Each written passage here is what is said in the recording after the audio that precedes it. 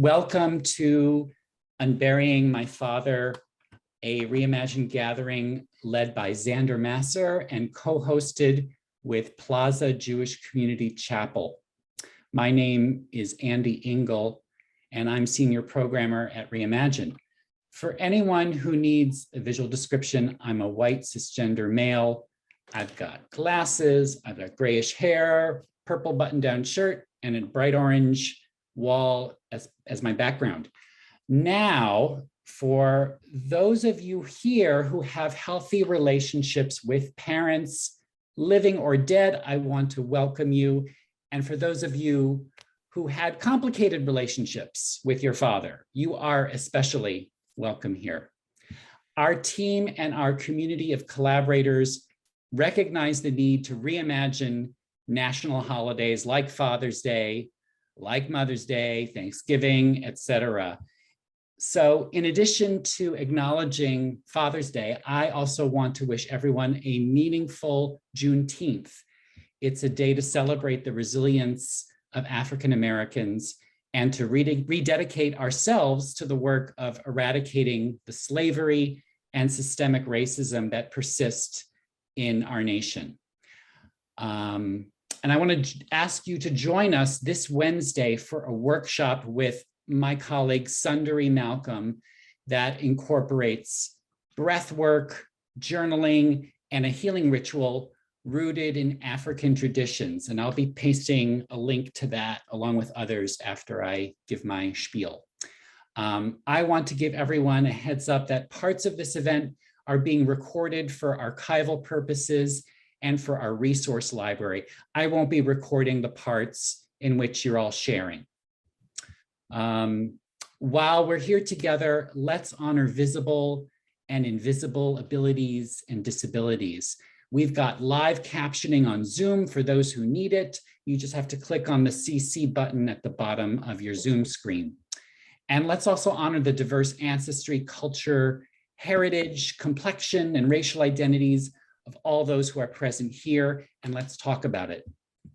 Let's also honor the various beliefs, religions, faiths, creeds, and spiritual inclinations of all people present.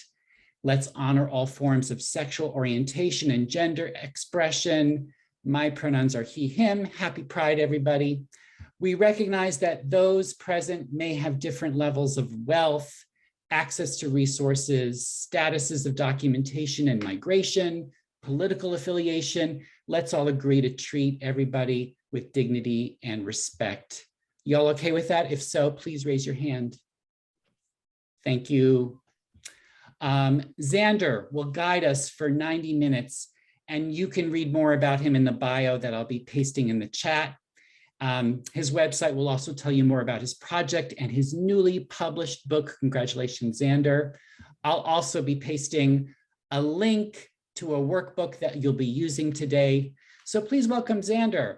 Xander Masser is an occupational therapist, a husband, a father, a musician, and author of the recently published narrative photography book, Unburying My Father. Xander Masser, take us away. Hi, and thank you for that great introduction. I'm just going to share my screen now before I get started. Okay, and Andy, can you confirm that you're seeing the right thing? Yeah, okay. So thank you all for joining. And again, thanks for that great introduction, Andy. So before we dive in, first thing is that this workshop comes with a workbook. So I'm going to ask that Andy paste it into the chat if you haven't received it. Today's workshop will involve a pretty solid amount of writing. So if you want to either paper and pen or type, whatever you're more comfortable with, or however you participate in writing, please take a look at that workbook because it will follow along with the workshop. And I'll also just take about a minute or two to describe my project, just to give you some context. Excuse me. So like Andy said, I just published my book. It's called Unburying My Father. My father's name was Randy, and he was born with a bleeding disorder called hemophilia. And in the late 70s, early 80s, the blood supply that was used to make medication that treated hemophilia was contaminated with HIV. And my father contracted HIV in the 80s, and he died from AIDS-related illnesses on January 6th of 2000. He was also a professional photographer. And when I unburied his entire photo collection, which was about 10,000 slides, it prompted me to not only want to share his photography, but dig into his life. After I realized that I didn't know that much about him. I was 14 when he died, and it turned into a very meaningful, deep, and transformative project in which I've totally reconnected with my dad, established a new relationship with him, and he's much more a part of my life now than he's been since the day he died. And it's been so incredibly powerful and empowering for me, to the point that I decided to create this workshop because I thought it could be helpful for other people. And so today, what we're going to do, we'll just start with a visualization exercise, which I will take you through. And then what I've done is broken down my process into 10 steps. At each step of the way, there's an actionable item. And that ties into my profession as an occupational therapist, in which we use activity to heal from whatever it is that we are hurting from. And the goal basically by the end of this workshop is to provide you with a roadmap for how you can create a piece of memorial art, which basically means any creativity, anything that you make that memorializes and honors somebody that you've lost. And so for each step, I'll just ask, for the purposes of time, if maybe one person wants to share. I do want this to be interactive and discussion based, but I also want to make sure we get through all the content. And it's a little hard to manage also just doing this virtually. So, but I will encourage you, if you do want to share, to use the raise your hand option, which I believe, Andy, can you just remind me how people do that? Sure. If you click on the reactions Right. button on the toolbar, you'll see something that says raise hand. Great. And then, and then after we complete the 10 steps, I'll talk a little bit about what, the outcomes have been for me for doing this type of project.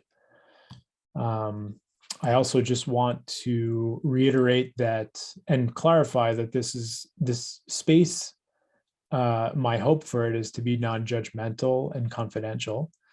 Feel free to share, feel free not to share. It's up to you. Today's Father's Day. I lost my father 22 years ago. I'm going into this a bit blue already. This workshop might bring up strong emotions. It also might not, but do what you need to do to take care of yourself and make sure that, you get out of this what you want and what you need. Okay, so first step is visualization. And what I'll ask you to do is just close your eyes.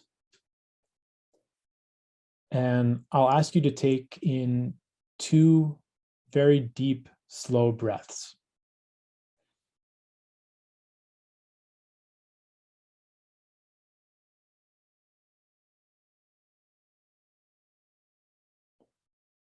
As you're breathing, just continue to take deep breaths. I'm going to ask you to dig into your memories. And I want you to remember a hug, an embrace, or a touch with the person you lost.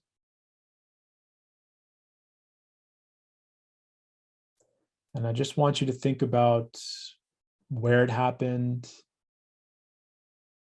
what you see, what you hear, what you smell, what the circumstances were, and why it might have been meaningful for you. And by the way, if you're having any issues with the workbook, you can also just use a blank piece of paper or a blank Word document. The workbook just makes it a little clearer, but welcome to just use blank paper too. So we're going to just do step one now. And what I'd like for you to do is, what we'll do is we'll write the step, and then I'll ask for somebody to share after if anybody wants to. So write your person's name and why they're important to you. And this may be obvious, doesn't have to be, but it's important to just write it down. And then if you plan to create memorial art and go through this whole process and maybe creating a project of some kind, what do you hope to or expect to learn from going through this? And do you have any fears? And basically what I mean by that is, by learning more about your person, do you have any expectations or any fears? Yeah, thanks for sharing that. I'll just respond by sharing a little bit of my experience, which I think is relevant to what you're saying. I kind of had the opposite, where I felt like my relationship with my father was not complicated. And I viewed him as kind of this idealized version of a human. Like I said, I was a kid when he died. When I went through this process, and one of the reasons I ask, what are your fears or expectations? My expectations were, well, I didn't really know what to expect, but I was very surprised that I ended up feeling and learning about some anger that I had towards my father. And that was around his silence and the way that he basically avoided talking about his illness and his looming death. And so this process kind of unexpectedly helped me to reshape and reform how I think about him. And part of that includes a newfound anger. Now, for you, it's a little bit the opposite. But what helped me is that even though I felt the anger towards him, knowing that I knew him as a more whole person, I knew him from new perspectives and from other people's perspectives, it just allowed me to view him as a whole human and not an idealized version. And so I'm not saying the same thing will happen for you, but there may be some unexpected revelations or realizations about him that, even if are difficult, can be comforting if the result is that you know the person better. So I'm gonna, and thanks Jessica a lot for sharing. I really appreciate it. I'm gonna move to step 2. So I'm gonna ask you to take a few minutes and just write down one question that you want to ask your person, and write it on the page. And then after you write the question, I want you to take a minute or two and ask yourself, why is it that you want to know that? And push yourself a little bit. Keep asking the question, why, until you get to the core of the question. And this is something that could take a minute or a year or whatever. It depends. It's different for everybody. But getting to the reason behind why you want to know the answer to this question can help you to set your intentions for your project. So I'll give you a couple minutes here, and then we'll reconvene. I'll relate it to my project so you can see what the impact could be, and why it's important to set intentions. But it's also important to know that intentions likely will shift or change. Initially, my intention of my project was simply to share my father's photography because I think it's beautiful. And in order to do that, I needed to learn more about his life story. But my intention really shifted when I started to talk about my relationship with my father. And it really turned into my intent to share my story, to share my grief, to share my experience of loss. And it became so much more about me than I ever could have thought or imagined or even necessarily wanted to. But that goes back to what you were saying. The question about your intention is it's about your relationship with him, how you feel about your father. And that's exactly, what it boiled down to for me is that, yes, I want to share my dad's photography. I do want to share his story because it's compelling and it's tragic. But really, I want to share a story that I've kept inside for so long that I didn't talk to anybody about in terms of my loss, my grief. And we'll get more into sharing in a little bit. But yeah, I'm really glad that you got to that so quickly in your intention because, when you create memorial art, yes, it's about your person, but it's really at the core about you and your relationship to that person. So thanks so much for sharing that. Oops. Okay, we're going to move on to step 3.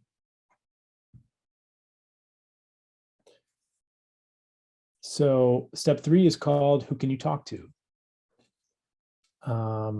And so this activity, I'd like for you to list somewhere between 1 to 5 people that you can reach out to in order to find out more information about your person.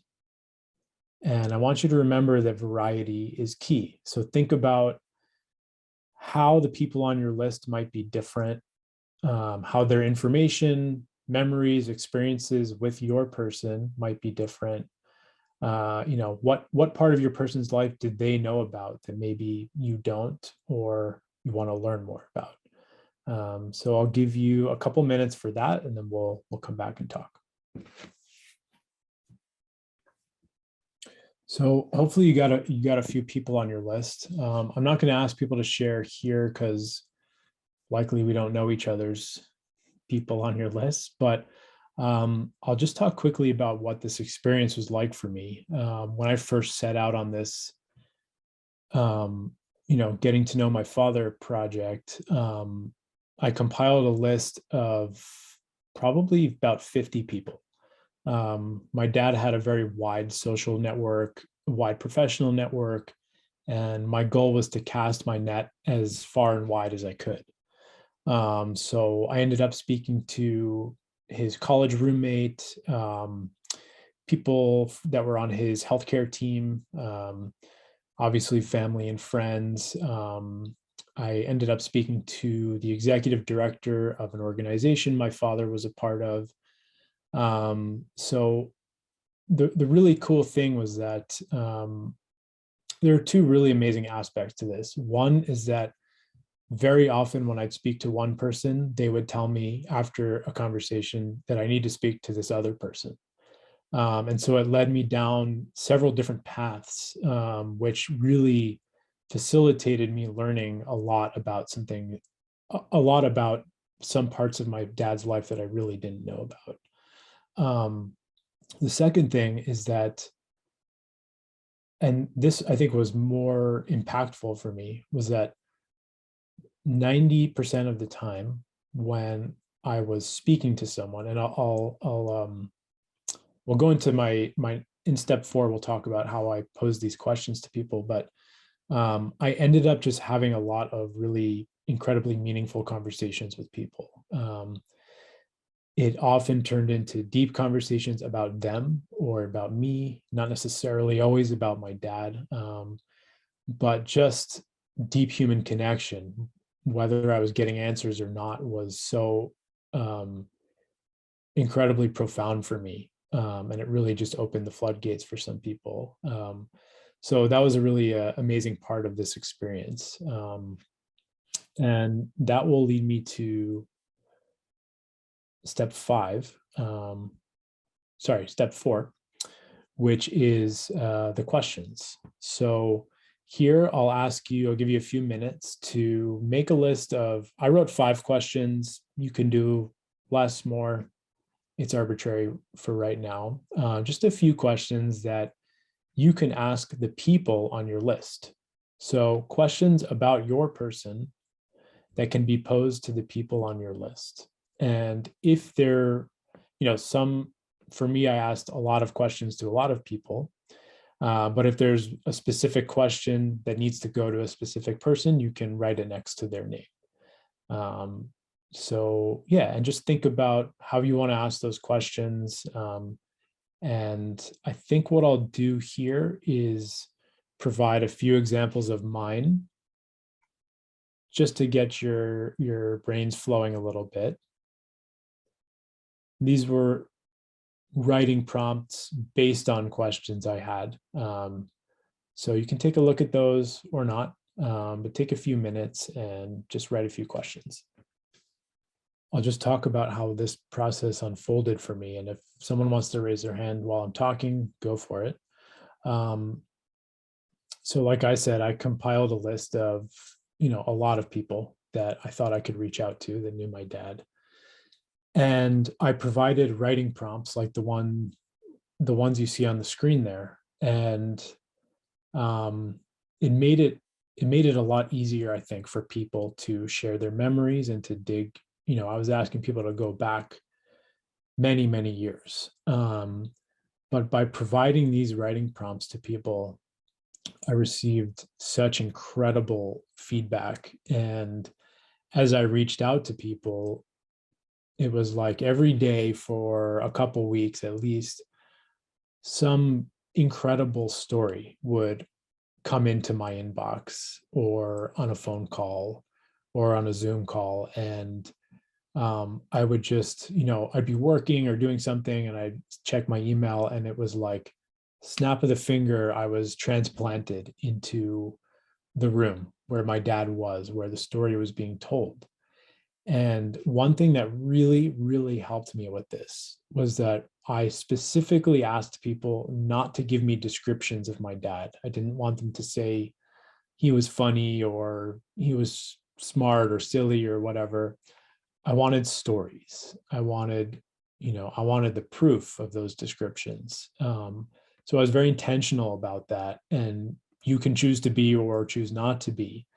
But for me, the power of a story, even just a single story, really, really goes lengths. And so, if you do take this on and you do apply this process to your own art, I would recommend asking for stories and providing prompts for people. And I know that a lot of people found it not only kind of fun for them, but also a bit cathartic and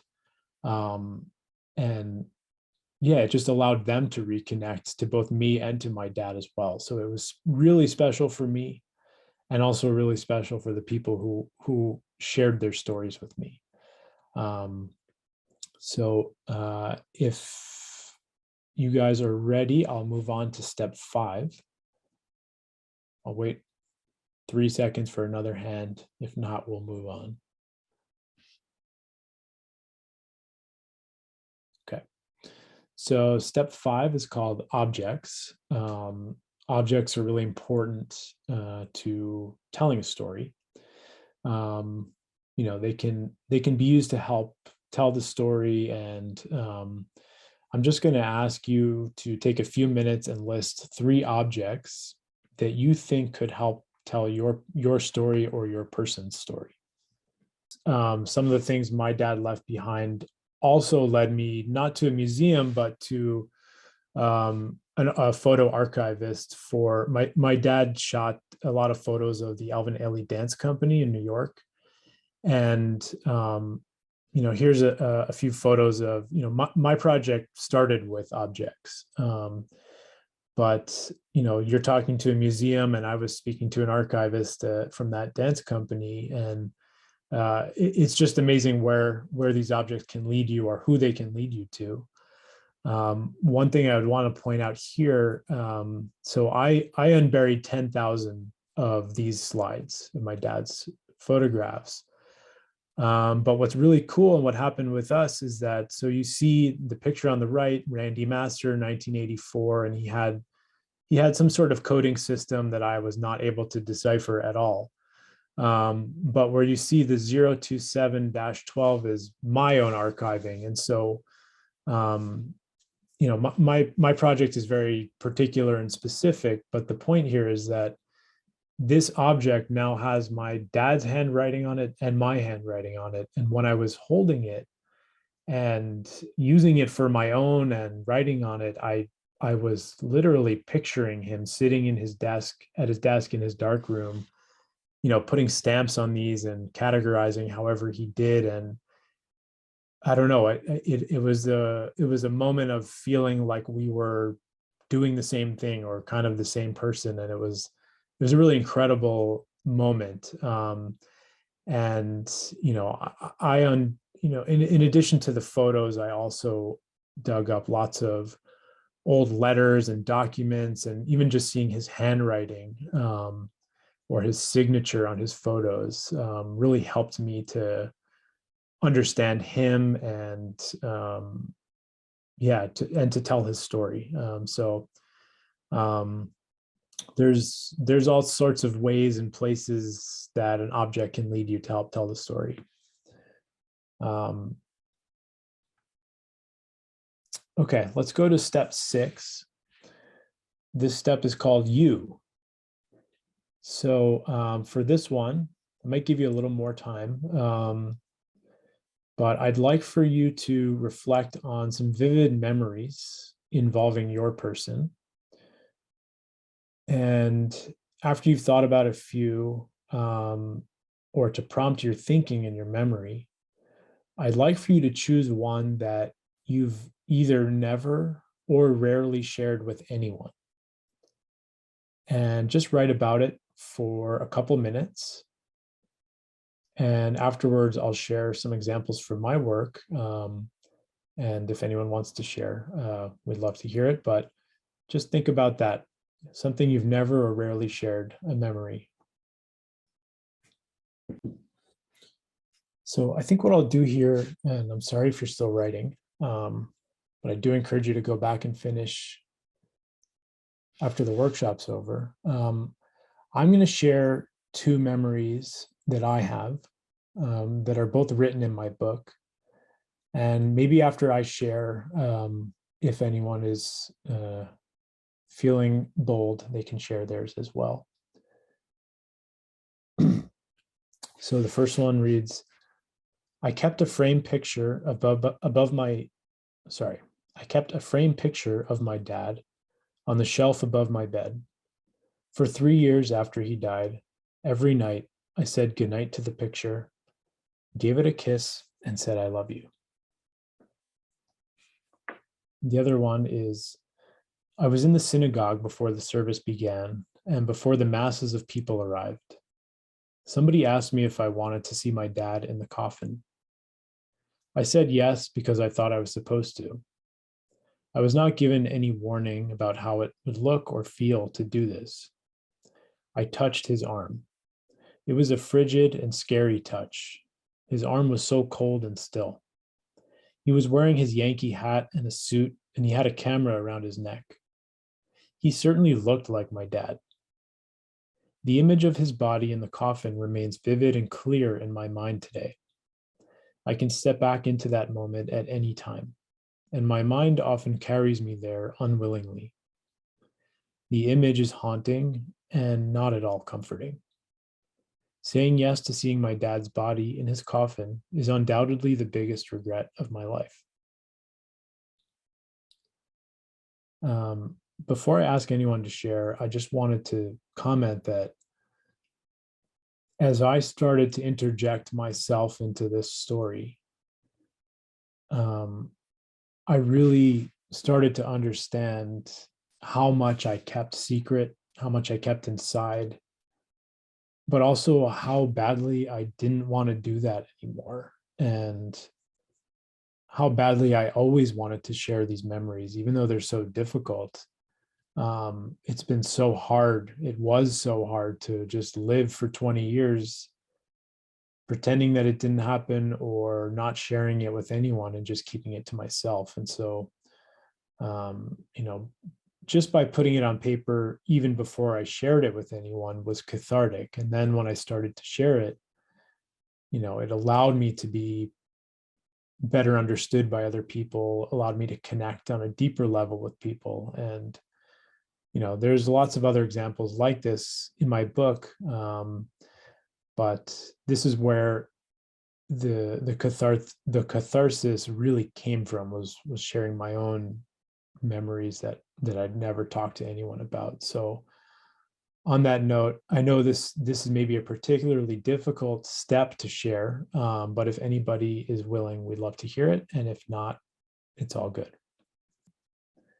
And this step is called Bigger Picture. And so for this one, I want you to just think about your person and ask yourself, did they belong to a particular community or culture, or both, or some group of people? If so, write those down and then ask yourself, is there any broader story that's being told or that could be told? And the next question would be, you know, if there's any reading, listening, or watching that you can do to help you to understand your person and their story in a broader context. So I'll give you a few minutes there.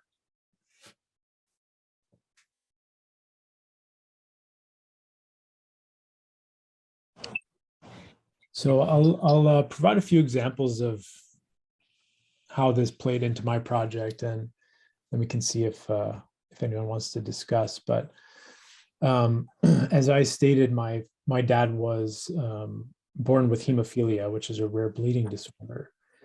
And as I like this to say. Okay. Anyway, you know, as I dug deeper into his life, firstly, I found out that he was the board member of a hemophilia association for over 20 years.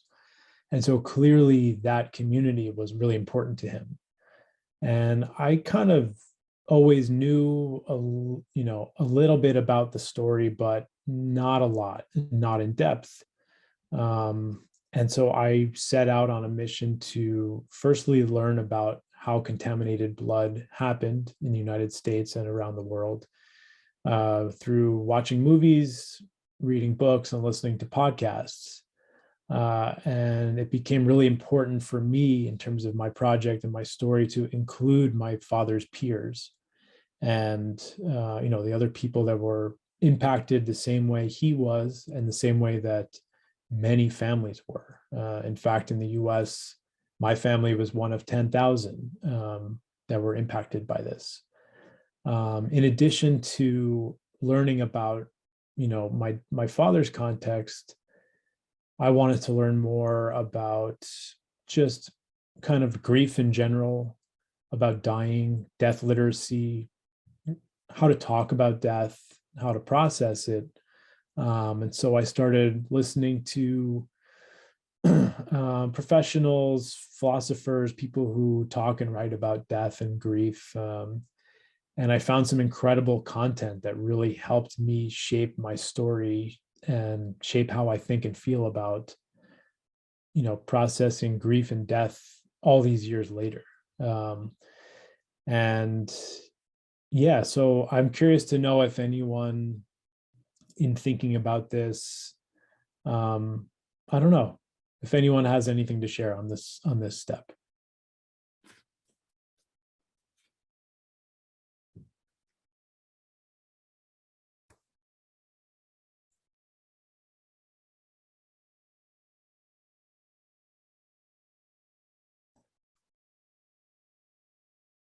Okay, that's fine. I'm going to move on to step 8. Step 8 is called form. So for me, you know, my project took the form of a book. It also turned into creating an archive. It turned into creating a keynote speech, which I've given a few times, this workshop, and also a photography exhibit. So for me, that's what it came out as. For you, I would expect that it would be something totally different, based on your interests, the interests of your person, where your creative leanings or talents go.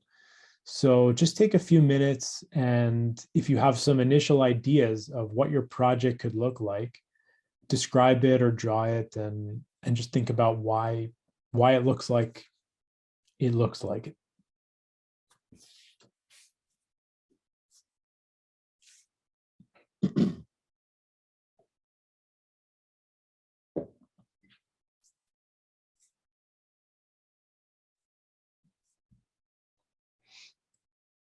Here's a couple of photos of what my creative process looked like.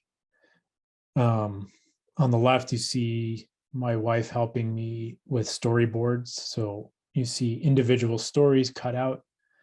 And I had some themes categorized, and some categorized by people. And then the photo on the right is me archiving my dad's photos. I'm curious to know if anyone has any initial ideas for a project, or already, conceived and action taken ideas. Does anyone have any ideas on their project that they'd like to share? Okay, we're going to move on because we're now into the last 10 minutes, and I need to plug my computer in before it dies. Okay, so step 9 is called sharing. And I'll give you just a minute or two to write down who do you want to share your story with, and how and where do you want to share it. So I'll just talk quickly about sharing and why I think it's important. And also, if you don't want to share or you don't intend to share, that's also okay. For me, I decided to go, oh, Jessica, are you raising your hand? Okay, I'll just continue. I decided to go big with publishing a book because that's what I felt was important for me. But I just want to reiterate that sharing can be done with one person, with a family, with a friend, with whoever. But for me, what was really important about sharing was that I finally found a way to externalize my experience. I kept a lot inside for a long time. And, one of the crucial pieces of healing from grief and from any struggle is to share it with others. And I realized that the more I shared and the more vulnerable I was, the more support and love I received. So sharing just became a really big part of this. And I will also note that, despite a lot of negative aspects and drawbacks to what social media is in our society, I found it to be an incredibly powerful tool for sharing and for saying things, sharing images, and just telling people about my experience in a way that I don't think I could have if I was just talking. So for me, social media became really, really important part of my project. So just as you consider sharing, there's lots of different ways to share, and there's no one right way or wrong way. I'll move to step 10, which actually for right now does not require any doing. Other than if you don't have the workbook, I'll recommend that you write them down. If you do have the workbook, these are just questions to continue to consider as you move along in your project. I think it's important to just come back to these questions, see how the answers change, and see where they lead you, and how they change your thinking. And for me, I'll just share some of why this was important and what the impact has been, which is that Firstly, it allowed me to shift my thinking and my focus from the death of my father to his life. I spent a very long time processing his death, thinking about how his death impacted me. But as I learned more about his life, I realized, well, his life has had much more of an impact on me than his death. And I saw myself in the stories that I learned about him. And as I stated, shifting from internal to an external experience. And part of that is, as I received so many stories from people who knew my dad and loved my dad, it allowed me to realize that even though my experience felt isolating and lonely, I never actually was alone. I was surrounded by people who were also going through this and who I could have leaned on or talked to or, received support from. But as I saw my stories fit in with the stories of others, I really saw how I just did not actually exist in isolation, even though it felt like that for a really long time. Some of the outcomes from this project for me are that I've gained more time with my dad, but also new time. I feel that I know him differently. I know him better. And, it's almost like I'm creating new memories somehow after all these years after he died. There was so much about just self-exploration, self-compassion, and, I think empathizing with myself and with other people was a really important outcome of this project that I really wasn't expecting. And as I stated, the focus on life, which can often go missing in grief work. So much of what we talk about is how to cope with and deal with death. And in that, I just find that I think life can sometimes go by the wayside. Connection with others was really an incredible outcome.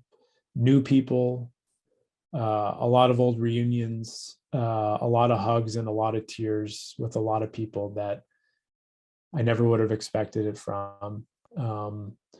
It's encouraged me to engage in the topic of death and grief and my own experience of it. It's allowed me to, it's been really hard for me to sit and talk about my experience of death and grief. But having this on the table, talking about the project itself, has facilitated a lot of conversations with people who are interested, asking me questions about my life, turning into a conversation about their life. So it's really facilitated a lot of just incredible engagement in this topic. And, it's been a very fulfilling journey. And so we don't have time for the final activity, but I would encourage you after this workshop is over or anytime to just write a note to your person. So you can do that on your own time, but it's a great activity to do, and you can do it over and over and over again. So we've got 2 minutes left. So I'm just going to put my information here, and with the last 2 minutes, if anyone has any questions, you can shoot them my way.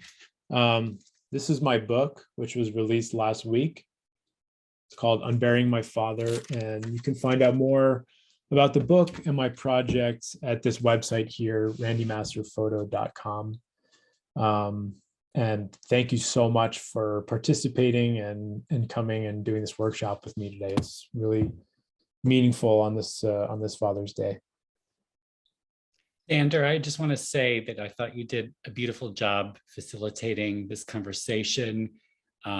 It's clear because, so many folks on this call, like Karen, like Wanda and others, felt comfortable sharing really intimate, beautiful, powerful writing and thoughts.